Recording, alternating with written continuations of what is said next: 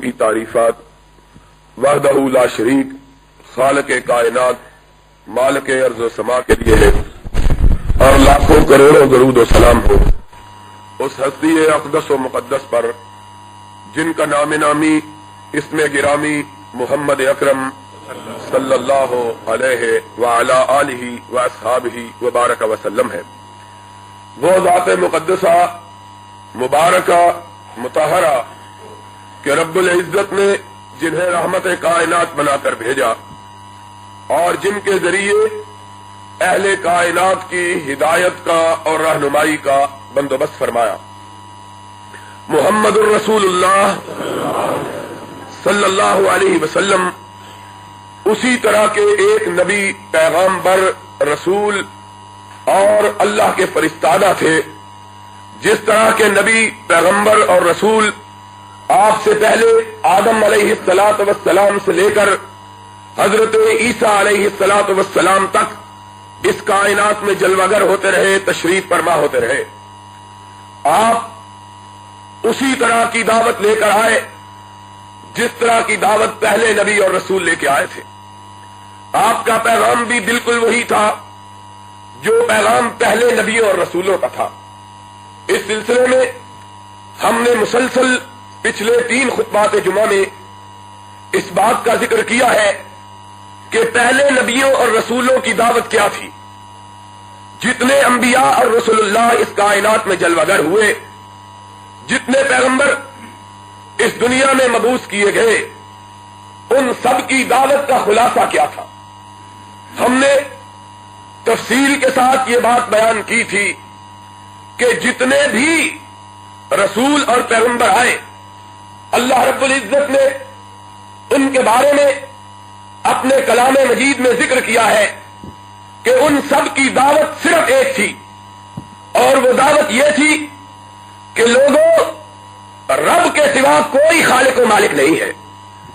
ایک اللہ جس کے سامنے انسانوں کی گردنیں جھکنی چاہیے، ایک رب جس سے محتاجوں کو اپنی جھولی پھیلا کے مانگنا چاہیے، ایک اللہ جس کی عبادت اور بندگی کرنی چاہیے، ایک رب جسے نفع اور نقصان کا مالک سمجھنا چاہیے، ایک اللہ جس کے بارے میں انسان کا یہ پختہ یقین ہونا چاہیے کہ اگر وہ کسی کو نوازنے پر آ جائے تو ساری کائنات مل کے اس کی نوازشات کے سامنے بند نہیں لگا سکتی، اور اگر کسی کو اپنی رحمتوں سے محروم رکھنا چاہے تو ساری دنیا مل کر اسے رب کے انعامات کا مستحق نہیں بنا سکتی۔ یہ عقیدہ جتنے بھی پیغمبر اور رسول آئے، اسی عقیدے کو لوگوں کے ذہنوں میں پختہ کرنے کے لیے تشریف لائے۔ ایک ہی دعوت تھی جو پیغمبر دنیا والوں کو دیتے رہے، دوسری کوئی دعوت نہ تھی جس کا اظہار یا جس کا اعلان پیغمبروں نے اپنے طویل عرصہ حیات میں کیا ہو۔ حضرت ابراہیم خلیل اللہ، حضرت اسماعیل ذبیح اللہ، حضرت موسیٰ کلیم اللہ، حضرت آدم صفی اللہ، حضرت عیسیٰ روح اللہ، اور آخر میں حضرت محمد رسول اللہ صلی اللہ علیہ وسلم یہی پیغام لے کر دنیا میں تشریف فرما ہوئے، اور اسی کی طرف لوگوں کو بلاتے رہے، یہی پیغام لوگوں کو سناتے رہے، اسی پر لوگوں کے عقیدوں کو پختہ کرتے رہے، اس لیے کہ یہ ایک ایسی بات ہے کہ جب تک یہ انسان کے دل میں بات راسخ نہ ہو تب تک انسان کی کوئی عبادت، کوئی اس کی نیکی، کوئی اس کا صدقہ، کوئی اس کا خیرات، کوئی اس کے روزے، کوئی اس کا حج، کوئی چیز اللہ کی بارگاہ میں قبول نہیں ہو سکتی۔ جتنے جی چاہے روزے رکھے، جتنے جی چاہے نفل پڑھے، جتنے جی چاہے حج کرے، ایک دفعہ اللہ کے سوا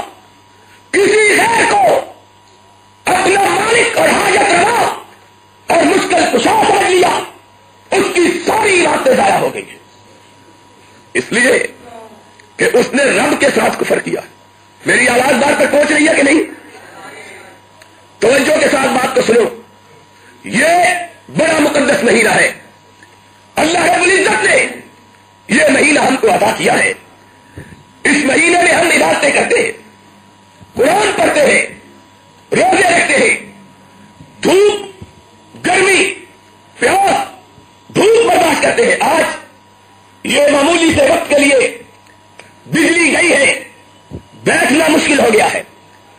کتنا سخت موسم, اس سخت موسم میں پھر روزہ رکھنا, بھوک اور پیاس کو برداشت کرنا, اللہ کے لیے حلال چیز کو ترک کرنا, روٹی حلال پانی حلال, اس کو روزہ رکھ کر چھوڑنا, اس لیے اللہ راضی ہو جائے.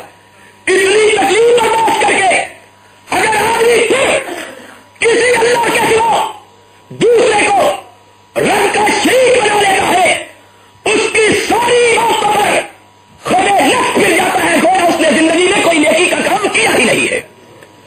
یہ اتنی بری بات ہے. آج لوگوں, ان لوگوں کی کیا حالت ہے, روزہ بھی رکھتے ہیں, حج بھی کرتے ہیں, زکات بھی دیتے ہیں, نمازیں بھی پڑھتے ہیں, لیکن قیامت کے دن آئیں گے نامہ اعمال خالی ہوگا. کیوں؟ اس نے زندگی میں ایک دفعہ یہ کہہ دیا تھا اللہ بھی آگے کرا ہے اور علی بھی مشکل کشا ہے. یہ زندگی کا اللہ کی بندگی کے لیے اللہ کے گھر میں بھی آتا رہا اور لوگوں کو خوش کرنے کے لیے قبروں میں جا کے پھول بھی چڑھاتا رہا. اس نے یہ سمجھا اللہ بھی دینے والا, یہ قبر والا بھی دینے والا. اس نے رب کی توہین کی ہے, اس نے رب کی عزت میں فرق ڈالا ہے. وہ رب جو ان مردوں کا زندوں کا پیدا کرنے والا ہے, اس نے ان مردوں کو رب کے ساتھ کھڑا کر دیا. اس نے کہا آسمان والا تو کچھ نہیں دے سکتا, اس مردے سے لے لو. وہ مردے جو کروٹ بدلنا نہیں جانتے ہیں, جنہیں جب تک لوگ قبر میں نہ اتارے وہ قبر میں بھی نہیں اتر سکتے تھے, ان کو اس نے مشکل کشا سمجھا. اور بدبختی کی انتہا ہے. آج ایمانداری کی بات یہ ہے کہ جتنا شرک اسلام کے نام پر آج مسلمان کر رہے ہیں, اتنا شرک کبھی نبی کی بعثت سے پہلے جاہلیت کے لوگوں نے بھی اتنا شرک نہیں کیا تھا. سن لو میری بات کو, یاد رکھنا. سارے حدیث کے ذخیرے کو کھول کے دیکھا جائے, معلوم ہوتا ہے کہ وہ لوگ جن کی اصلاح کے لیے اللہ نے محمد کریم کو مبعوث کیا تھا, جن کی ہدایت کے لیے نبی اس کائنات میں جلوہ گر ہوئے تھے, وہ لوگ صاف طور پر یہ کہتے تھے کہ یہ ہمارے بت, یہ ہمارے بڑے, یہ ہمارے بزرگ, یہ اس وقت تک کچھ نہیں دے سکتے جب تک رب نہ دینا چاہے. ان لوگوں کا عقیدہ تھا. ابو جہل کا, عتبہ کا, شیبہ کا, ولید کا یہ عقیدہ تھا. ما نعبدہم الا لیقربونا الی اللہ زلفیٰ. یہ خدا نہیں, خدا کے نیک بندے جن کی ہم پرستش کرتے ہیں, یہ خود کچھ نہیں کر سکتے, لیکن اللہ کو کہہ کے ہماری سفارش کر کے ہمارا کام کروا دیتے. ذرا فرق آج کے نام یہاں مسلمانوں میں اور ان مشرکوں میں کرو جن کو عرش والے خدا نے کہا انما المشرکون نجس. یہ مشرک پلید ہے, ان کو کعبہ میں آنے کا حق نہیں ہے. وہ مشرک, ان کا عقیدہ یہ تھا یہ کچھ نہیں کر سکتے, خدا کو مان کے لیتے ہیں. اور کن کو پوچھتے تھے؟ نبیوں کو, رسولوں کو, پیغمبروں کو, ابراہیم کو, اسماعیل کو, اسحاق کو, یعقوب کو.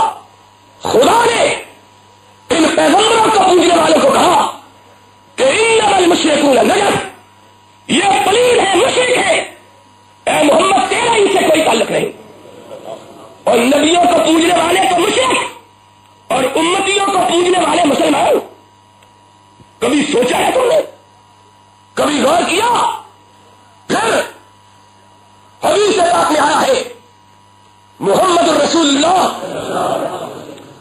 صلی اللہ علیہ وسلم جب انہیں خدا کی وحدانیت کی طرف بلاتے، انہیں دعوت دیتے، انہیں پکارتے، وہ جواب میں کہتے ہم ان کو صرف اس لیے پکارتے ہیں ما نعبدہم الا لیقربونا الی اللہ زلفی.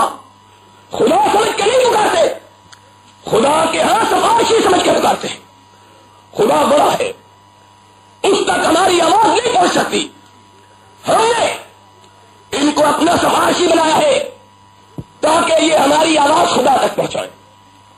یہ ان کا عقیدہ تھا. اور آج مسلمانوں کا عقیدہ کیا ہے؟ آج مسلمانوں کا عقیدہ یہ ہے کہ خدا کے پلے میں بس ایک توحید کے سوا کیا ہے؟ جو لینا ہے جا کے لے لیں گے محمد سے. ہمارا عقیدہ ان کے عقیدہ سے بدتر ہے.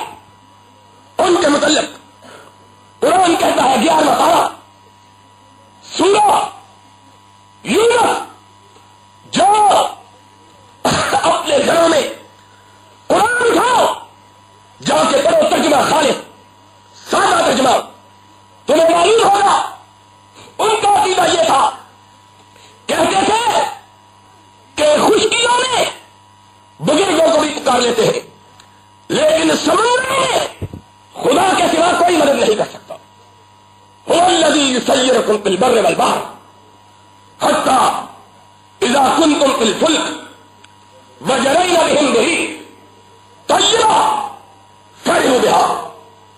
قرآن کہتا ہے ان کی حالت یہ تھی کہ جب اللہ کی طرف سے ان پر سمندروں کے اندر گرفت آتی، پکڑ آتی، پکڑا جاتا، موجیں اٹھتی، ان کو گرداب بلا میں گرفتار کرتی، طوفان آتے، کشتیاں ڈولنا شروع کرتی، یہ گھبرا جاتے.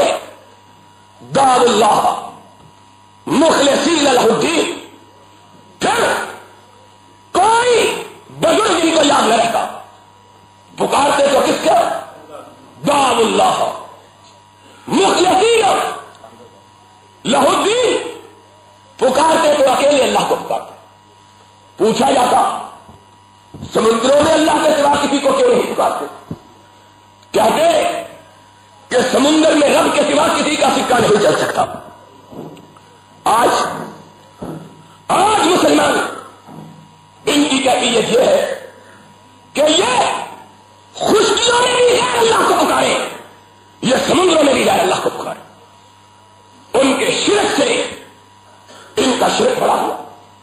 حدیث پاک میں آیا ہے حضرت محمد رسول اللہ صلی اللہ علیہ وسلم جب مکہ میں فاتحانہ طور پر داخل ہوئے، کچھ لوگ مکہ چھوڑ کر بھاگ گئے. نبی پاک صلی اللہ علیہ وسلم نے اعلان کر دیا تھا لوگوں جو بھی کعبے میں داخل ہو جائے محمد نے اس کو پناہ دی ہے، اور جو شخص حضرت امیر معاویہ رضی اللہ تعالی عنہ کے والد کے گھر میں داخل ہو جائے نبی نے اس کو بھی پناہ دی ہے. اور جو شخص اس گھر میں جس گھر سے نبی کو معراج کے لیے لے جایا گیا تھا، ام ہانی کا گھر، اس میں داخل ہو جائے اس کو بھی پناہ ہے. لیکن اس کے باوجود چند لوگوں نے اس پناہ کو قبول کرنا گوارا نہ کیا، مکہ چھوڑ کر بھاگنے کے. لوگوں نے پوچھا کہ نبی پاک نے تو پناہ دے دی ہے، تم مکہ چھوڑ کے کیوں بھاگ رہے ہو؟ انہوں نے کہا ہم اس بستی میں نہیں رہنا چاہتے جس بستی میں محمد آ رہا ہے. سب اونچی آواز سے کہو صلی اللہ علیہ وسلم. ہم اس بستی میں نہیں رہنا چاہتے جس بستی میں محمد آیا، ہم اس بستی میں رہنا نہیں چاہتے. دشمنی، نبی کی دعوت سے عداوت، نبی کے پیغام سے نفرت، نبی کی آواز سے اس قدر دوری کہ اس شہر میں رہنا گوارا نہیں ہے جس شہر میں محمد رسول اللہ رہا صلی اللہ علیہ وسلم. بھاگے. ان بھاگنے والوں میں ابو جہل کا بیٹا اکرمہ بھی تھا. اس نے اسلام کو قبول نہیں کیا. اس نے کہا میرا باپ جب تک زندہ رہا محمد سے لڑتا رہا صلی اللہ علیہ وسلم. میں بھی ابو جہل کا بیٹا ہوں. ہتھیار ڈالنے کے لیے تیار ہوں. جو میرے ساتھ آنا چاہتا ہے نکل چلے. میں اس بستی میں نہیں رہنا چاہتا جس بستی میں محمد فاتحانہ طور پر آئے صلی اللہ علیہ. بھاگ نکلا. روانہ ہوا. مکے سے نکلا. قریب ہی سمندر ہے. مکہ سے بالکل قریب سے سمندر گزرتا ہے. جدہ بھی سمندر ہے. جدے کے آگے مکہ کے درمیان میں سارا سمندر ہے. سمندر کے کنارے پہنچا. کشتی لی. سوار ہوا اور حبشہ کی طرف چل نکلا. ساتھی بھی ساتھ. تھوڑی دور گیا اور عرش والے تیری قدرت پہ قربان. من یرد اللہ ان یہدی صدرہ ان یشرح صدرہ ان یہدیہ یشرح صدرہ للاسلام. جس کو ایمان کی دولت دینا چاہتا ہے گھیر گھیر کے لے آتا ہے, اور جس کو نہیں دینا چاہتا اپنا سگا چچا بھی کیوں نہ ہو وہ محروم رہتا ہے. توحید کا درس یہ. آج توحید کو بلا بیٹھے. سگے مملکت سے لے کر چپراسی تک ہر چوڑا چلا. لوگوں کو خوش کرنے کے لیے خانقاہوں میں جاتا, مردوں کو پھول چڑھاتا تاکہ لوگ راضی ہو جائے. اور بدبختوں لوگوں کو راضی کرتے ہوئے عرش والے کو ناراض کر رہے ہو. یاد رکھو ان بشرب بک لشدید. جب رب کی پکڑ آئے گی کوئی غیر اللہ تمہیں بچا نہیں سکے گا. کہاں بھٹکے رہتے لوگوں کو خوش کرتے. کبھی گھنٹیوں مندروں کی گھنٹیاں بجاتے, کبھی مورتیوں پہ پھول چڑھاتے. میں نے کہا تھا یہ مورتیوں پہ پھول اس لیے چڑھاتے ہیں کہ ان کو پھول چڑھانے کی عادت پڑی ہوئی ہے. اس پہ چڑھایا یا اس پہ چڑھایا ہوا کیا ہے؟ عادت پڑی ہوئی ہے. خدا کے فضل و کرم سے نہ مورتی پر نہ پتھر پر نہ مٹی پر اگر کوئی پھول چڑھانے کے لیے تیار نہیں ہوتا تو وہی نہیں ہوتا جس نے اپنی گردن کو صرف اکیلے رب کے سامنے جھکانا سیکھا. باقی ہر جگہ گردن جھکانا. اور پھر جب ان کے آزمائش کا وقت آتا ہے, جب قومیں بیدار ہوتی ہیں اور ان کو ملک سے دیش نکالا ملتا ہے تو پھر لوگوں کے سامنے بھی گردن جھکانے پر تیار ہو جاتے ہیں. ہم نے دیکھا ہے وہ اسکندر مرزا جو تیری ٹوپی پہنتا تھا اور سمجھتا تھا میرے خدا تیری قدرتوں کے توڑ کہتا تھا میرے علاوہ کون ہے. جب اس کی گردن پر پستول رکھ کے استعفا لیا گیا اور اسے گلاوطی کے پیغام دیے گئے تو اس کے سامنے سجدے میں گر پڑا جو دستخط کروانے آیا. عادت پڑی تھی. اور جو رب کے سوا کسی کے سامنے گردن نہیں جھکانا چاہتا اور اس کے ہاتھوں میں اس کے پیروں میں میخیں ڈال دی گئی. نیزا کھول کے اس کے سینے پہ رکھ دیا گیا. کہا گیا پوچھو کوئی خواہش ہے تو بیان کرو. اس نے کہا میری خواہش کو پورا کرو گے. کہا تیری خواہش کو پورا کریں گے, بتلا کیا خواہش ہے. کہا میری خواہش یہ ہے کہ مرنے سے پہلے عرش والے کے سامنے 2 رکعت نماز ادا کر لوں. میرا معراج ہے. جس نے اپنی گردن کو اللہ کے سوا کسی کے سامنے جھکانا نہیں سیکھا, اس کا انداز مختلف, اس کی کیفیات مختلف, اس کا اسلوب مختلف. اکرمہ ابن ابی جہل جاتا ہے. بیٹھو بھائی بیٹھو, تمہیں کیا ہے, آپ کو کیا ہے. اکرمہ ابن ابی جہل نکلا, کشتی پہ سوار ہوا, بیٹھا, گرداب نے آ لیا, موجیں ہر طرف سے اٹھی, کشتی ڈگمگانے لگی. ساتھی دیکھ کے گھبرا اٹھے, کہنے لگے اے اللہ کشتی کو ڈوبنے سے بچا لو. اکرمہ سن رہا ہے, کہنے لگا کیا کہہ رہے ہو. کہنے لگے کہہ رہے ہیں کہ اللہ کشتی کو ڈوبنے سے بچا لے. کہا اللہ کو کیوں کہتے ہو؟ کہا اور کس کو کہے؟ کہا ان کو کہو جن کی خاطر مکہ چھوڑ کے نکلے ہیں. لات کو کہو، منات کو کہو، عزا کو کہو، ثالث کو کہو، ابراہیم کو کہو، اسماعیل کو کہو، وہ ہماری کشتی کو بچائے.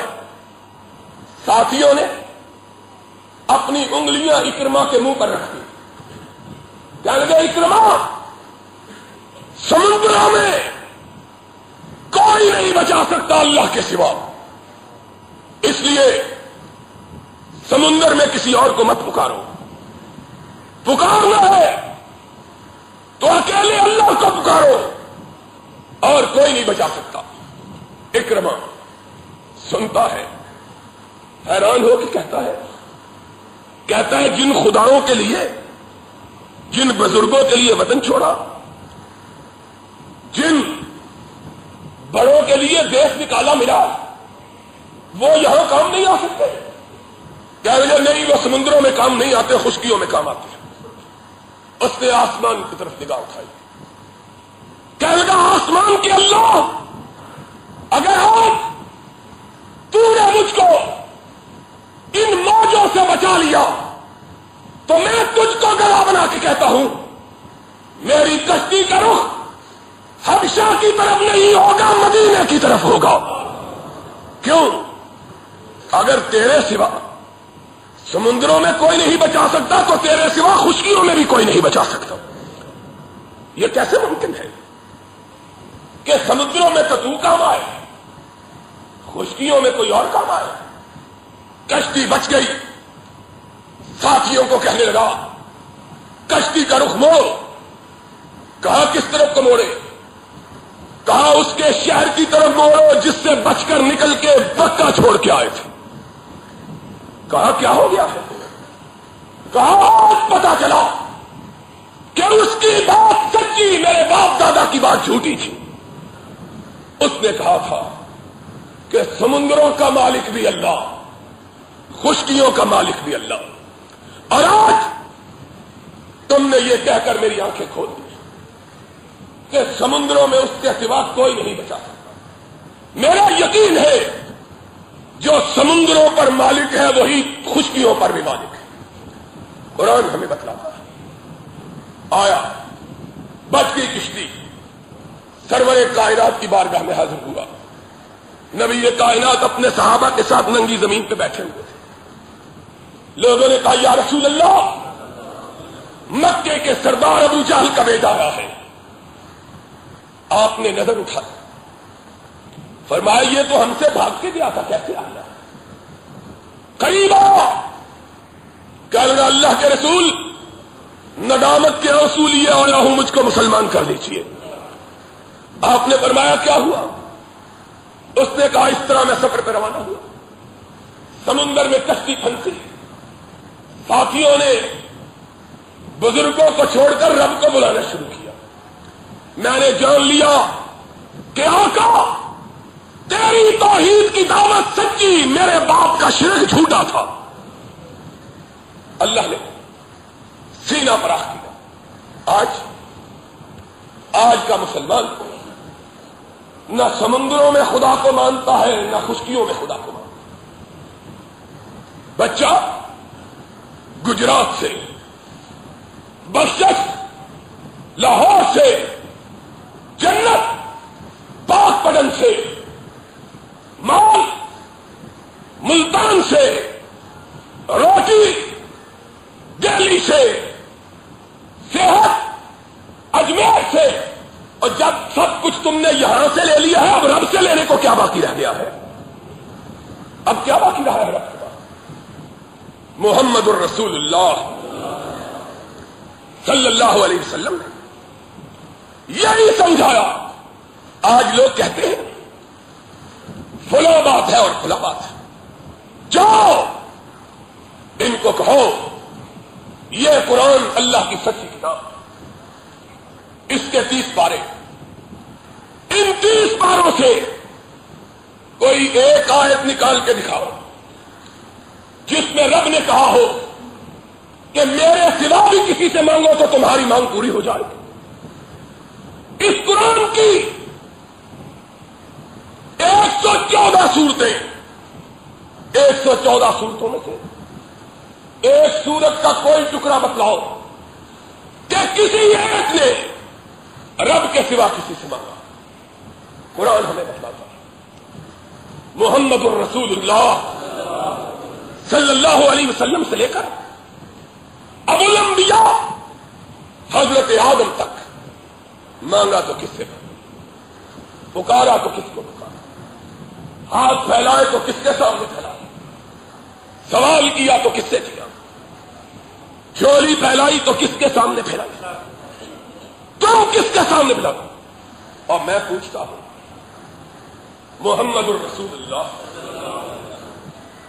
یاد رکھنا سبق کو، مسلمان تیری گمراہی کا سبب یہ ہے کہ تجھ کو سبق یاد نہیں رہا ہے، اور ہر چیز یاد، دکان یاد، کارخانہ یاد، زمین یاد، بچے یاد، روٹی یاد، رزق یاد، بجٹ یاد ہے، اگر یاد نہیں تو رب کی توحید کا سبق یاد ہے، اور سب کچھ تمہیں یاد نہیں۔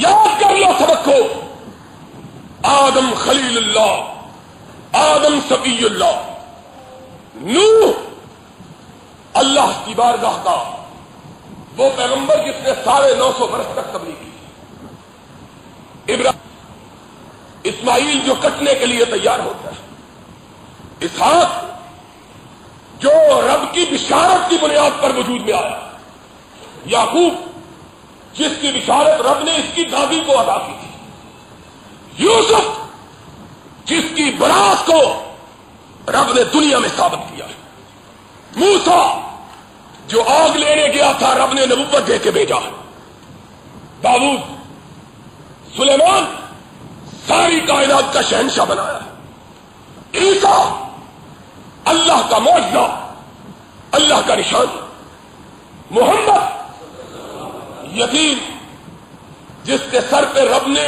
آخری نبوت کا تاج رکھا ہے۔ ان میں سے ایک نبی، ایک پیغمبر، ایک رسول کا حوالہ دو کہ اس پر مصیبت آئی اس نے رب کے سوا کسی اور کو۔ ایک بات مجھے بتلاؤ، کیا نبی پاک سے پہلے کچھ نبی ہوئے تھے کہ نہیں؟ 1,24,000 نبی رسول سے پہلے ہوئے ہیں، ابراہیم بھی پہلے، نوح بھی پہلے، داؤد و سلمان بھی پہلے، عیسیٰ و موسیٰ بھی پہلے۔ نبی پر مصیبت آئی ہے کہ نہیں؟ کسی قبر پہ نبی گیا ہے؟ کسی بزرگ کو نبی نے پکارا ہے؟ اور تم تو ان بزرگوں کو پکارتے ہو جن سے تمہارا رشتہ کھل گیا، اور میرے آقا حضرت محمد الرسول اللہ صلی اللہ علیہ وسلم کا تو ان سے رشتہ تھا۔ اسماعیل باپ ہے، ابراہیم دادا ہے، اسحاق چچا ہے، اور نبی پہ مصیبت آئی تو ان کو کیوں نہیں پکارا؟ نبی کو نبی نے نبی کو نہیں پکارا، تو ہم ان کو پکارتے ہو جن کو کہتے ہو بزرگ ہے۔ کسی خانقاہ پہ نبی گیا، نبی کے استاد آئی، عائشہ ام المومنین سلام اللہ علیہا، بیوی سب سے پیاری بیوی، وہ بیوی جس کے بارے میں سرور گرامی نے کہا جب پوچھا گیا من احب الناس الیک یا رسول اللہ، اللہ کے رسول آپ کو کائنات میں سب سے زیادہ پیار کس سے ہے؟ آپ نے فرمایا صدیقہ سے۔ لوگوں نے پوچھا یا رسول اللہ مردوں میں کس سے پیار ہے؟ فرمایا صدیقہ کے باپ صدیق سے۔ وہ صدیقہ، اس پہ ظالموں نے تہمت لگائی، تہمت بھی برائی کی۔ نبی اتنے غمگین ہوئے، اتنے پریشان ہوئے، اتنے علم رسیدہ ہوئے کہ حدیث میں آیا ہے کبھی نبی کو اتنا غمزدہ نہیں دیکھا گیا۔ کس کو مدد کے لیے بلایا؟ ابراہیم کو.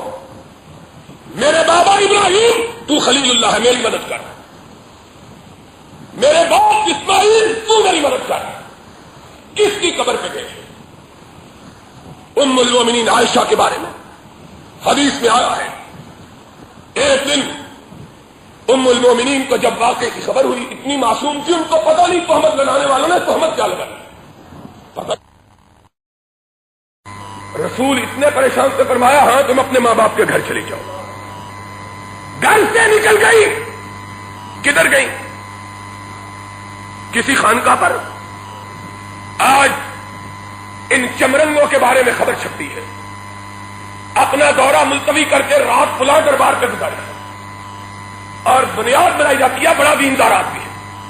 اس سے بڑا بے دین اور بد دین کوئی نہیں جس کے متعلق یہ خبر نہیں آتی کہ اس نے دورہ ملتوی کر کے رات مسجد میں گزاری ہے، بلکہ یہ خبر آتی ہے اس نے فلاں خان کا پستہ کیا. لوگوں کو شرک کی دعوت ہے، غیر اللہ سے ہٹا کر اللہ سے ہٹا کر غیر اللہ کی طرف لاتے ہیں. یاد رکھو قرآن کہتا ہے ایسے بڑے مجرم ان کو عام لوگوں سے دگنی سزا دی جائے گی. کیوں؟ ایک خود گمراہ ہوئے، ایک مخلوق خدا کو گمراہ کیا. کہاں گئی؟ اور میں تو یہ کہتا ہوں جانے کی بھی ضرورت نہیں. اپنا سرتاج اپنا شوہر سید انبیاء ہے، امام المرسلین ہے، رسول ثقلین ہے، سرور کونین ہے. ان کو کیوں نہیں پکارا؟ اپنے گھر میں موجود ہے، اس کو بھی نہیں پکارا. حدیث میں آیا ہے ماں کے گھر گئی، ماں نے پوچھا بیٹی کیا ہے؟ نبی کے گھر سے آ گئی ہو. منہ سے جواب نہیں دیا، آنسوؤں سے جواب دیا. ام رومان تڑپ اٹھی، سینہ بیٹی کا اپنے سینے سے لگایا، ماتھا چوما، کہا بیٹی غم نہ کرو، اللہ تو جانتا ہے تو بڑی ہے. کہا جب رسول نے بھی گھر سے نکال دیا اب کیا باقی رہا؟ سر سجدے میں رکھا، سرور رسول کو نہیں بلایا بلکہ رسول کے خدا کو بلایا. اللہ اگر تو عائشہ کی برات ظاہر نہیں کرتا تو عائشہ بری نہیں ہو سکتی. قرآن کس کو پکارا؟ ان الذین جاءوا بالافک. عائشہ نے سر سجدے میں رکھا ہوا ہے، عرش والے کی غیرت کو جلا لایا. جبریل کو بھیجا، جاؤ اور میرے نبی کی بیوی نے مجھ کو بلایا ہے، جاؤ 18 آیتیں لے کے جاؤ. ان الذین جاءوا بالافک، زمین والے جھوٹے، عرش والا سچا. عرش والا 18 آیتیں نازل کر کے کہتا ہے کہ عائشہ پاک ہے، تہمت لگانے والے پلید ہیں. کس کو پکارا تھا؟ کس نبی کو پکارا؟ اور یہ تو نبی کے گھر میں رہتی تھی، اس نبی کو کیوں نہیں پکار دیا؟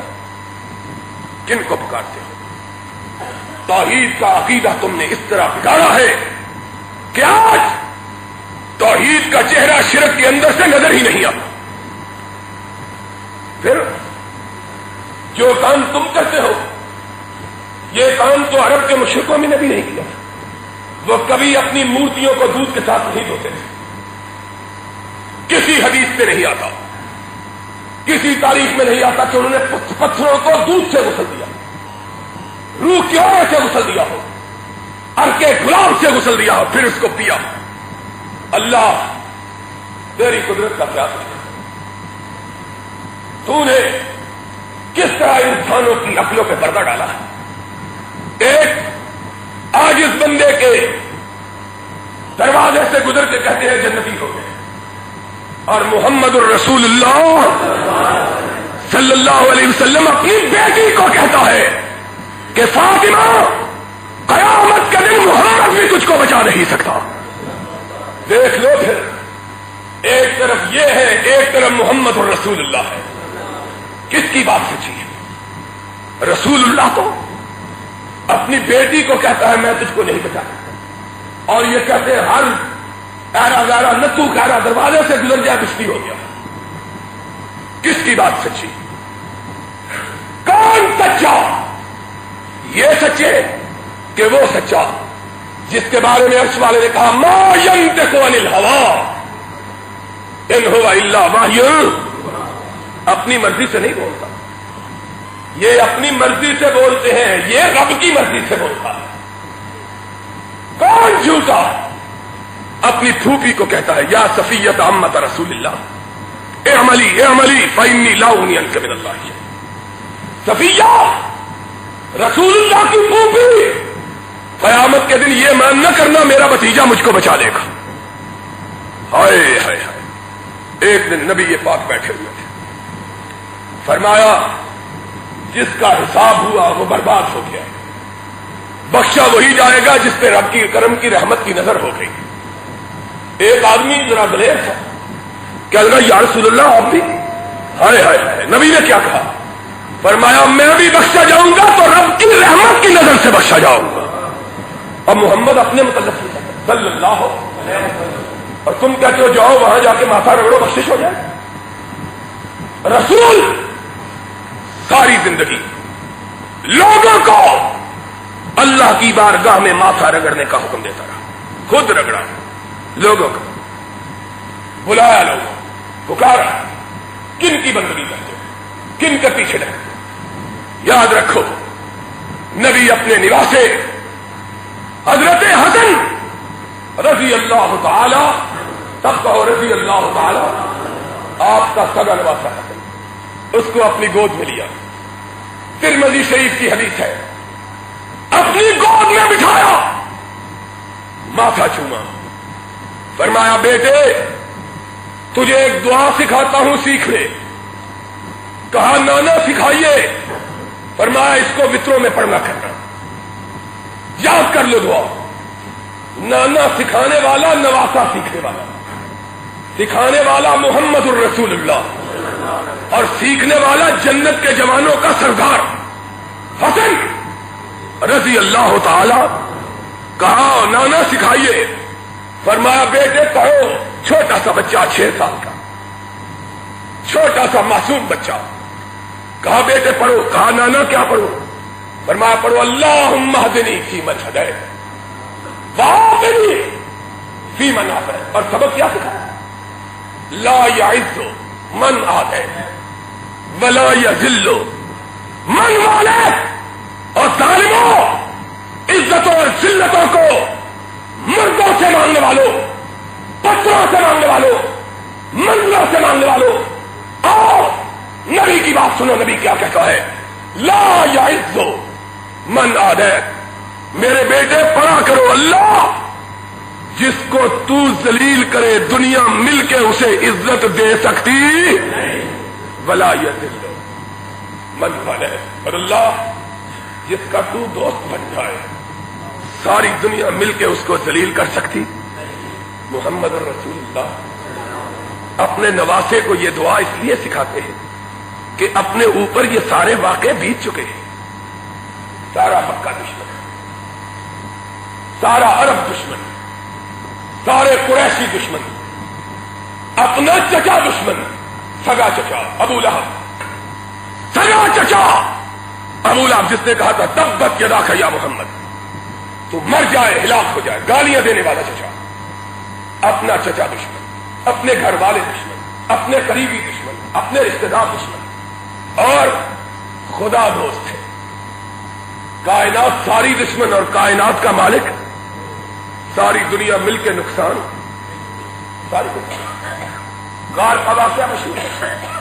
غار ثور میں آئے مشرک تعاقب کرتے ہوئے، پیروں کے نشان ڈھونڈتے ہوئے غار تک آ پہنچے. صدیق نے دیکھا، آنکھوں میں آنسو آ گئے. سرور کائنات کی نگاہ پڑی. فرمایا صدیق کیوں روتے ہو؟ کہا آقا اپنے لیے نہیں روتا، آپ کے لیے روتا ہوں. کہا صدیق کیا بات ہے؟ کہا یا رسول اللہ پیروں کے نشان دیکھتے ہوئے غار کے منہ پہ آ گئے ہیں. انا لمدرکون، ابھی آئیں گے، میرے آقا آپ کو پکڑ کے لے جائیں. نبی نے کیا کہا؟ لا تحزن ان اللہ معنا، صدیق ان کے ڈھونڈنے سے کچھ نہیں ہوتا، عرش والا بچانے پر آ جائے ساری دنیا مل کے نقصان۔ حدیث میں آیا ان کے دیکھتے دیکھتے کبوتروں کا جوڑا آیا، غار کے منہ پہ بیٹھ کے انڈے دے دیے، مکڑی آئی اس نے جالا بن دیا، کافروں نے دیکھا قدموں کے نشان یہاں تک پہنچتے ہیں، آگے بڑھے دیکھا کبوتر نے انڈے دیے ہوئے، مکڑی نے جالا بنا ہوا، ایک دوسرے کہتا ہے احمق ہو، اگر کوئی اس کے اندر جائے تو یہ جالا نہ ٹوٹتا، یہ انڈے نہ ٹوٹتے، کیسے کوئی اندر جائے؟ ہائے باہر مشرک باتیں کر رہے ہیں، اندر اللہ کی تقدیر مسکرا رہی ہے۔ لا تحزن لا يعز من آدے ولا يذل، جس کا تو دوست ہو جائے دنیا کی کوئی طاقت اس کو نقصان پہنچا سکتی، اور جس کا تو دشمن بن جائے دنیا کی کوئی طاقت اس کو نفع دے سکتی۔ مومنو، یہی محمد الرسول اللہ صلی اللہ علیہ وسلم کی دعوت کا خلاصہ ہے، یہی سارے پیغمبروں کی دعوت کا خلاصہ۔ جھکاؤ تو سر اس کے آگے جھکاؤ، پھیلاؤ تو جھولی اس کے آگے پھیلاؤ۔ ایک صحابی نے کہا اللہ کے رسول، چھوٹی سے چھوٹی اور بڑی سے بڑی چیز اللہ سے مانگو۔ نبی نے کیا فرمایا؟ بوٹ کا تسمہ مانگنا ہو تو وہ بھی رب سے مانگو، بوٹ کا تسمہ بھی رب کے سوا کسی سے مانگنا جائز ہے۔ وآخر دعوانا ان الحمدللہ رب العالمین۔ رمضان کا مبارک اور مقدس مہینہ ہے، اس مہینے میں اللہ کی رحمتوں کا بندوں پر نزول ہوتا ہے، اس لحاظ سے یہ مہینہ مومنوں کے لیے بالکل وہی حیثیت رکھتا ہے جو فصلوں اور کھیتوں کے لیے بہار کے موسم کا ایام حیثیت رکھتے ہیں۔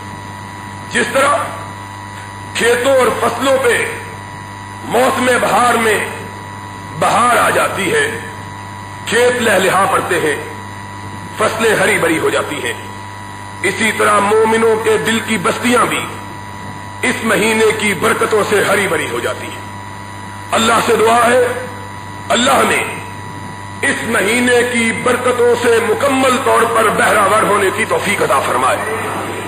اس مہینے کے بارے میں ہم نے گزشتہ جمعہ کے خطبہ میں کچھ مسائل بیان کیے تھے۔ روزے کے بارے میں یاد رکھیے ہر بالغ عاقل مرد عورت پر روزے فرض ہیں، کسی صورت میں بھی روزوں کی معافی نہیں ہے۔ اگر کوئی شخص بیمار ہو اتنا کہ روزہ رکھنے سے اس کی جان کو نقصان پہنچنے کا اندیشہ ہو، اس کے لیے یہ اجازت ہے کہ وہ روزہ قضا کر سکتا ہے۔ اسی طرح وہ عورت جس کے پیٹ میں بچہ ہو اور روزہ رکھنے سے اس کے بچے کو نقصان پہنچنے کا اندیشہ ہو، اسی طرح وہ خاتون جو کہ بیماری کے ایام میں ہو، اسی طرح وہ عورت جس کا بچہ چھوٹا اور اس کو دودھ پلا رہی ہو اور روزہ رکھنے سے اس کے بچے کو نقصان پہنچنے کا اندیشہ ہو، اسی طرح مسافر جس کو سفر میں روزہ رکھ کر تکلیف پہنچنے کا خیال ہے۔ ان کے سوا ایسا شخص جو کہ شیخ فانی ہو، اتنا بوڑھا ہو چکا ہو کہ اب اس کی صحت کی کوئی توقع نہیں ہے، اس کے لیے جائز ہے کہ اپنی طرف سے کسی کو روزہ رکھوا لے اور اللہ سے استغفار کرے کہ اللہ اس کے روزے کا بدل اس رکھوانے سے اس کو عطا فرما دے۔ باقی کسی کے لیے بھی روزہ چھوڑنا جائز نہیں۔ روزہ اگر کوئی چھوڑے تو اس کی قضا کرنی چاہیے، بغیر عذر کے روزہ کسی صورت بھی چھوڑا نہیں جا سکتا۔ اس کے بارے میں میں نے پچھلی رات حدیث بیان کی تھی کہ نبی پاک صلی اللہ علیہ وسلم نے فرمایا ہے اگر رمضان کے مہینے کا کوئی ایک روزہ بھی بغیر کسی عذر شرعی کے کوئی چھوڑتا ہے، ساری عمر روزہ رکھتا رہے، اس ایک روزے کا بدل نہیں ہو سکتا۔ اس لیے روزے کو کسی صورت بھی چھوڑنا چاہیے۔ یاد رکھیے روزہ اللہ کی بارگاہ میں اتنی پسندیدہ عبادت ہے کہ کوئی دنیا کی دوسری عبادت اس کا مقابلہ نہیں کر سکتی۔ اس کا سبب کیا ہے؟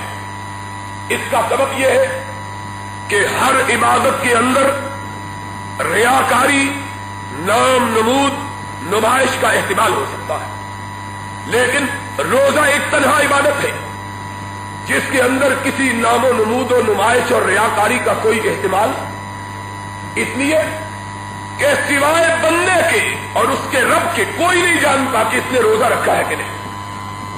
اگر آدمی اس کی نیت بری ہو، اس کے ایمان میں خلل ہو، اس کی اولاد، اس کی بیوی بھی نہیں جان سکتی کہ اس نے روزہ رکھا ہے کہ نہیں، باہر روزہ رکھ لے، غسل خانے میں جا کے اندر جا کے پانی پی کھا لے، کسی کو کیا پتا۔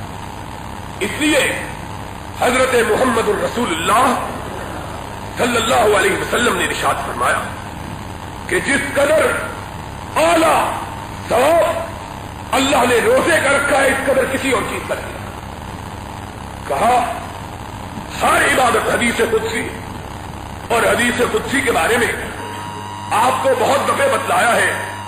حدیث قدسی اس حدیث کو کہتے ہیں جس کا روایت کرنے والا رسول اللہ ہو اور جس کا بیان کرنے والا خدا اللہ ہو، اس حدیث کو حدیث قدسی کہا جاتا ہے۔ نبی پاک روایت کرتے ہیں، اللہ کہتا ہے میں نے انسان کی ہر نیکی کے لیے ایک بدلہ اور جزا مقرر کی ہے، الا الصوم، ایک عبادت ہے جس کی میں نے جزا مقرر نہیں کی۔ اللہ وہ کیا ہے؟ فرمایا اب روزہ، فَإِنَّهُ لِي وَأَنَا أَجْزِي بِهِ، فرمایا بندہ اگر روزہ رکھتا ہے تو صرف میرے لیے رکھتا ہے، اور جس نے میرے لیے بھوک اور پیاس کو برداشت کیا، میں قیامت کے دن اس کو جنت دے کے اس کو راضی کر کے چھوڑوں گا۔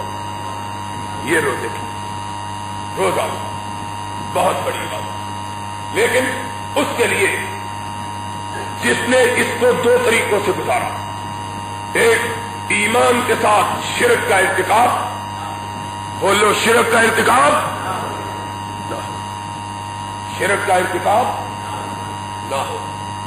اگر شرک کا ارتکاب تو کوئی فائدہ نہیں، شرک کا ارتکاب نہیں، ایمان کی حالت میں۔ دوسرا، روزہ اس نے اس طرح گزارا جس طرح محمد الرسول اللہ صلی اللہ علیہ وسلم قرآن پڑھتے ہوئے، اللہ کا ذکر کرتے ہوئے، اللہ کی بندگی اور اطاعت کرتے ہوئے، جھگڑوں سے، بےہودہ گوئی سے، فضولیات سے اجتناب کرتے ہوئے، کوئی زبان سے ایسی بات نہ کہے جس سے رب ناراض ہو جائے، بلکہ محمد الرسول اللہ صلی اللہ علیہ وسلم نے کہا اگر کوئی جھگڑا کرنا چاہے تو کہے فَإِنَّكُمْ إِنِّي امْرُؤٌ صَائِمٌ، جواب میں کہے میں نے روزہ رکھا ہوا ہے، میں تجھ سے نہیں جھگڑتا۔ اتنا احتیاط کرو، رات کو قیام کرے، دن کو روزہ رکھے، قرآن پڑھے، ذکر و اذکار کرے۔ نبی کائنات نے کہا جب رمضان کا مہینہ اس طرح گزارتا ہے، اللہ اس کو اس طرح بنا دیتا ہے جس طرح ماں کے پیٹ سے آج ہی پیدا ہوا ہے، کوئی گناہ باقی نہیں رہے۔ لوگوں، رمضان مبارک کو اسی طرح گزارو۔ اللہ سے دعا ہے اللہ ہمیں اپنی بندگی اطاعت میں اور نبی پاک کی فرما برداری میں اس رمضان کو گزارنے کی توفیق عطا فرمائے۔ آج کل جس طرح میں نے پہلے بتلایا تھا، لوگوں نے یہ سمجھا روزہ رکھو شطرنج کھیلو، گانے سنو، ریڈیو سنو تاکہ روزہ کرو۔ ایسے آدمی کا کوئی روزہ نہیں۔ روزہ رکھ کے نگاہوں پہ پابندی، زبان پہ پابندی، کانوں پہ پابندی، ایسے آدمی کا روزہ۔ آج افسوس کی بات یہ ہے، یہ نام نہاد اسلامی حکومت، انہوں نے جس قدر اسلام کا چہرہ آلودہ اور جس قدر اسلام کا نام بدنام کیا ہے، اس قدر پہلے کبھی اتنا نام بدنام نہیں ہوا۔ کیوں کہ پہلے بدبخت تو نام ہی نہیں لیتے تھے اسلام کا، اس لیے ان کی باتوں کو اسلام کی طرف منسوب نہیں کیا جاتا تھا۔ انہوں نے نام اسلام کا لیا، کام رام رام کا کیا۔ افسوس کی بات ہے، ریڈیو، گانے، رات کو فلمیں، اور پھر یہ اسلام کے مامے بنے ہوئے ہیں۔ کیا ادھر تراویح ہو رہی ہوتی ہے، ادھر یہ فلمیں دکھا رہے ہیں۔ یہ اسلام ہے۔ خدا کا خوف کرو، اللہ کے عذاب سے ڈرو۔ اگر تم شاعر اللہ کی توہین کرتے ہو تو یاد رکھو اللہ کی گرفت آ گئی تو کوئی دنیا کی طاقت تمہیں اس سے بچا سکے گی۔ پھر میں سمجھتا ہوں میرا عقیدہ یہ ہے کہ یہ جتنی مصیبتیں، یہ جتنی پریشانیاں ہم پہ آ رہی ہیں، یہ اللہ کی نافرمانی کی وجہ۔ یہ بجلی کا مسئلہ لوگ ہر روز اخباروں میں پڑھتے ہیں، بیڑا غرق ہو گیا ہے ان کا، بجلی نہیں ہے، روزے دار گرمی میں سسک رہے ہیں، بچے کاٹ رہے ہیں۔ جمعہ میں آج یہ کہہ رہا تھا کہ رات کو منزل پڑھنی ہوتی ہے، پھر اللہ کے فضل سے درس دینا ہوتا ہے۔ تھکا ہوا تھا، کہہ رہا تھا آج بڑا آہستہ آہستہ جمعہ پڑھوں گا، لیکن ان پر خدا کا عذاب آیا تو بجلی نہیں تھی۔ اب خدا کا قہر ان پہ پڑے گا کہ نہیں پڑے گا؟ روزے دار روزہ رکھے ہوئے گرمی میں مر رہے ہیں، کہتے ہیں جی ان کا کیا قصور ہے، ان کا نہیں تو ہمارا قصور ہے۔ 8 سال تک اللہ تللے بدماشیوں میں صرف کرتے ہیں، اپنی ذاتوں پر کروڑوں اربوں روپے صرف کیے، قوم کے لیے کیا کیا ہے؟ اپنے اقتدار کے مستحکم بنانے کے لیے سینکڑوں ٹیمیں بنائی ہیں، سینکڑوں کمیٹیاں بنائی۔ ان کو یہ معلوم نہیں تھا کہ پانی کی کمی ہونے والی ہے، قوم کے لیے کوئی بجلی کا انتظام کیا جائے۔ جن ملکوں میں پانی نہیں ہوتا ان ملکوں میں بجلی نہیں ہوتی۔ بے شمار ملک ہے جن میں دریا نہیں ہے لیکن بجلی موجود ہے۔ کیوں؟ کہ قوموں نے اپنی قوموں کے لیے پہلے سے بندوبست کیا ہوا ہے۔ اور میں سمجھتا ہوں ہم پر یہ سارا عذاب، پانی کی کمی، غذا کی قلت، کھیتوں کی بربادی، ہماری فصلوں کی تباہی، اس کی صرف وجہ یہ ہے کہ ہمارے حکمران بھی بے ایمان ہیں، ہماری حکومتیں بھی بددیانت ہیں، اور ہم بھی گنہگار ہیں۔ اللہ سے ہمارا تعلق، اللہ کی ناراضگی کی وجہ سے آج ہم پر یہ عذاب آیا ہے۔ ظہر الفساد فی البر والبحر بما کسبت ایدی الناس۔ میں نے کل کے رات کے درس میں کہا تھا اگر مسلمان سارے مسجد میں آنے لگ جائیں، لاہور کی مسجدیں لاہور کے لیے ناکافی ہو جائیں، لیکن مسجدیں مسجد یہاں ہے۔ رعایا حکمرانوں کو دیکھ کر بے ایمانی پہ تلی تھی، حکمران بے ایمانی پہ تلے ہوئے، پھر قوم کا اللہ ہی حاکم۔ آج 38 سال بن جانے گزر جانے کے بعد آج ہمارے ہاں بجلی اور پانی کا پرابلم حل نہیں ہوا۔ وہ ملک جنہوں نے صفر سے آغاز کیا تھا آج ترقی میں آسمان کی بلندیوں کو چھو رہے ہیں، لیکن ہمارے ہاں بلندیوں کو چھوتے ہیں تو حکمران جو ساری قوم کا روپیہ لوٹ کے بھاگ جاتے ہیں۔ 37 سال سے یہی کچھ ہو رہا۔ اللہ سے دعا مانگو، اللہ بجلی گئی ہے تو ان کو بھی لے جاؤ، ہماری جان ان سے چھوٹے، تاکہ اس ملک میں وہ لوگ آئے جو تیرا قانون، تیری توحید نافذ کرے، محمد کی سنت کو نافذ کرے، اور انشاءاللہ آئے گا وہ دور اور ملک کے حالات کبھی سدھریں گے، مگر نہ ملک کے حالات سدھر سکتے ان سے نہیں سدھریں گے، ان سے سدھر سکتے مردوں سے ڈرنے والے بھی کبھی سدھار سکتے ہیں۔ انہوں نے کیا کیا؟ یہ گھنٹہ بجا کے آیا ہے، پتہ نہیں کون سی خواہش لے کے گیا تھا، اللہ اس کی جو خواہش تھی اس کے سر پہ الٹی ڈال ہمارا جان چھوٹے۔ یہ مندروں میں اب جانے لگ گیا ہے اسلامی جمہوریہ کا صدر، مندروں میں خدا سے نہیں ملا تو رام رام کرنا شروع کر دیا۔ اللہ تعالی ہم کو اپنے عذاب سے محفوظ فرمائے۔ دوستو، پختہ سبق یہی یاد رکھو کہ جان جائے تو جائے، توحید میں خلل آنے یاد رکھنا یہ سبق اللہ کے فضل و کرم سے۔ آج کی راتیں بھی بڑی مبارک ہیں۔ میرے آقا نے فرمایا لَخُلُوقُ فَمِ الصَّائِمِ اطیب عند اللہ من ریح المسک۔ فرمایا روزے دار کے منہ کی بدبو جو گرمی کی وجہ سے انسان کے منہ میں پیدا ہو جاتی ہے بھوک کی وجہ سے، فرمایا اللہ کو کستوری کی خوشبو سے زیادہ پیاری لگتی ہے۔ فرمایا روزے دار روزہ کھولتے وقت اپنے رب کی بارگاہ میں اپنی جھولی پھیلا کے جو مانگتا ہے، فرمایا ابھی اس کی مانگ اس کی زبان سے بعد میں نکلتی ہے، رب پہلے پورا فرما دیتا ہے۔ اس کی راتیں بڑی بات کرتے ہیں کہ قرآن سے انسان کے دلوں کا انجام ہوتا ہے۔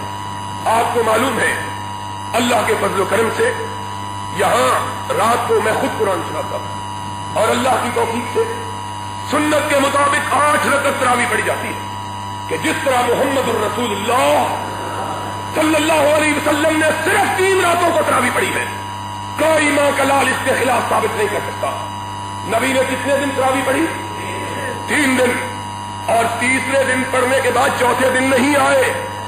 صحابہ انتظار کر رہے ہیں. فرمایا میرے رب کو یہ عبادت اتنی پسند آئی ہے, میرے رب کو یہ عبادت اتنی پسند آئی کہ مجھے ڈر ہو گیا کہیں فرض نہ ہو جائے, اس لیے میں نہیں آیا. اتنی اعلیٰ عبادت. کتنی رکعت پڑھی؟ وہ بولو. دنیا میں کوئی شخص اگر یہ ثابت کر دے کہ نبی نے 8 کی بجائے 9 پڑھی تھی, میں نبی کے منبر پہ کھڑا ہو کے کہتا ہوں کعبے کے رب کی قسم ہے, میں اس کو انعام دینے کے لیے اور اس کے پیچھے چلنے کے لیے تیار ہوں. لیکن خدا گواہ ہے, یہ قرآن اللہ کی مقدس کتاب میرے ہاتھ میں ہے. نبی کے منبر پہ کھڑے ہو کے کہتا ہوں کہ نبی نے 3 دن تراویح پڑھی اور 8 رکعت پڑھی ہے.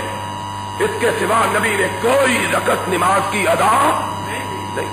یہ قرآن اٹھا کے کہا جاؤ دشمنی میں, عداوت میں, تعصب میں اپنے ایمان کو اور اپنی عبادت کو برباد نہ کرو. وہی کام کرو جو محمد رسول اللہ نے کیا صلی اللہ کے رسول کی سنت کے مطابق 8 رکعت تراویح ہوتی ہے خدا کے فضل و کرم سے.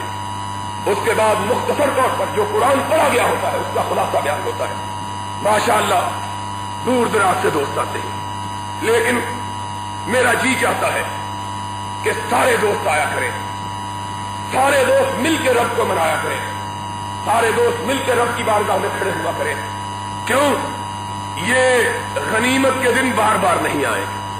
جب یہ دن گزر جائیں گے پھر پچھتاؤ گے, اور پھر پچھتائے کیا ہوا جب چڑیاں چگ گئی کھیت. اس لیے دوستو صرف ارادے کی, ہمت کی ضرورت ہے. اللہ سے دعا ہے اللہ ہمارے ارادوں میں برکت عطا فرمائے, اللہ دین کے لیے ہماری ہمتوں کو مضبوط بنائے. آخری بات وہ یہ ہے کہ آپ کو معلوم ہے اللہ کی رحمت اور اللہ کی نوازشات سے اس مسجد کے اندر ایک انتہائی قدیم درسگاہ ہے قرآن و حدیث کی تعلیم کی, جس میں بیرون سے بے شمار لڑکے آتے قرآن حدیث پڑھتے. اللہ کا شکر ہے اللہ نے اس مسجد کے نمازیوں کو یہ توفیق بخشی ہے کہ وہ آپس ہی میں اکٹھے ہو کر ان کے لیے سال بھر کی کھانے کے لیے, ان کے استادوں کے لیے, ان کی رہائش کے لیے اکٹھے ہو کر کام کرتے ہیں, چندہ اکٹھا کر لیتے. ہم نے کبھی کسی کو نہیں کہا. اس دفعہ پہلی دفعہ ہے کہ مدرسہ تھوڑا سا مقروض ہوا ہے. بہرحال یہ اللہ کا کام ہے, مجھے یقین ہے اللہ اپنے کاموں کا خود لے گا. اللہ کے فضل سے اس مدرسے کے نہ خطیب کو کسی ایک ڈیڈی پیسے کی ضرورت ہے, نہ سیکٹری کو, نہ محتمل کو. اس لیے سارے دوست اس میں کھل کر جی کھول کر اپنی زکات سے حصہ ڈالیں.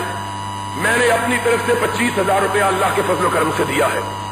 ہمارے دوست حاجی ارشد صاحب ہیں, ملک ارشد صاحب 20,000 روپیہ انہوں نے, دوستوں نے کسی نے 10,000, شیخ سلیمان صاحب نے اور دوستوں نے. تو پرسوں تک 93,000 روپیہ ہوا تھا. بجٹ 3 لاکھ روپے کا ہے. ہم نے کسی کو نہیں کہنا, آپ ہی کو کہنا ہے. اگر آپ چاہتے ہیں کہ یہ دین کا کام چلتا رہے تو اس کے لیے سارے دوست بھرپور طور پر حصہ لیں. پیسے میر اکرم صاحب کو یا میر اشرف صاحب کو یا خواجہ صاحب کو, ان تینوں کو جس کو چاہے دے اور